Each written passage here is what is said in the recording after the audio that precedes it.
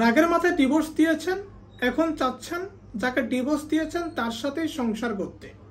প্রশ্ন হচ্ছে যাকে ডিভোর্স দিয়েছেন তার সাথে আপনি সংসার করতে পারবেন কিনা। দেখেন, আজকে যদি আপনি আপনার ওয়াইফকে ডিভোর্স লেটার পাঠান বা আপনি যদি আপনার স্বামীকে ডিভোর্স লেটার পাঠান, তাহলে আজকে থেকে 90 দিন পর্যন্ত আপনারা স্বামী স্ত্রী থাকবেন।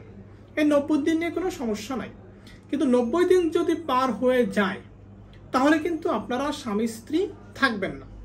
তাহলে যাকে ডিভোর্স লেটার পাঠিয়েছেন তার সাথে সংসার করার উপায়টা কি? উপায়টা হচ্ছে, যদি 90 দিন পার হয়ে যায় তাহলে পরবর্তীতে আবার বিয়ে করে নেবেন, আগের মতো করে বিয়ে করে নেবেন।